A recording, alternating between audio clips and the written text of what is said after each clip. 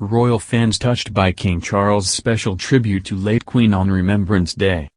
King Charles led Remembrance Sunday for the first time as monarch and laid a wreath at the cenotaph to honor Britain's veterans.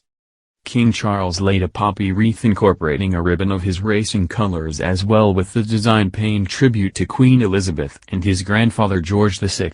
On his outfit, the king paid his respects to his mother Queen Elizabeth as he wore the royal cipher for Queen Elizabeth on an epaulette around his shoulders. The gold-plated epaulette had the lettering ER, which stands for Elizabeth Regina, as Regina means queen in Latin. The royal cipher for King Charles was unveiled after the period of mourning for Queen Elizabeth came to an end. King Charles's cipher features his initial C intertwined with the letter R for Rex, which is Latin for king, with a crown above the letters. His Majesty's royal symbol will begin to feature across Britain and British passports will be updated in the future due to the new monarch. However, post boxes will remain unchanged, and the Royal Mail said in a statement, in line with past practice, following the death of a monarch all existing post boxes will remain unchanged. Post boxes already in production or being prepared for installation will also retain the insignia of Queen Elizabeth II. On Instagram, the royal family's social media account posted pictures of King Charles laying down a wreath, with a caption which read, "A wreath is laid at the cenotaph by His Majesty the King." This tradition was started by King George V in 1920, who unveiled the cenotaph, and has been continued by every monarch since. Some royal fans were confused to see His Majesty wearing his mother's symbol in the comments, and one fan asked, "Interesting that the king's coat's epaulettes have the ear crest. Did anyone else notice this?"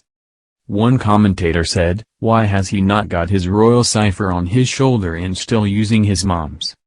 Other people also questioned the king's choice and said, "I noticed His Majesty's epaulettes still bear the insignia of Her Majesty Queen Elizabeth II. Is that temporary as a sort of memorial gesture following her passing? I'm assuming it wasn't unintentional."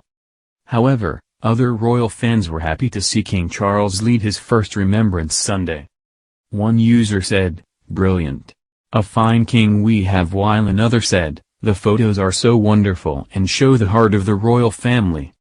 Others remarked on His Majesty following in the footsteps of Queen Elizabeth, as one fan said, "Lovely to see the king follow his mother's example.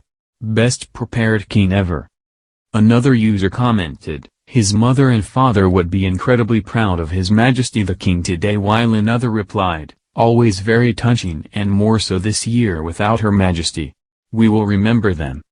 This year's Remembrance Sunday ceremony came on the 40th anniversary of the Falklands War, and 10,000 veterans marched past the cenotaph this year, with 400 of them fighting in the 1982 conflict. King Charles served in the Royal Navy in the 1970s, while Queen Elizabeth served as a mechanic during World War II and served Britain as part of the Women's Auxiliary Territory Service.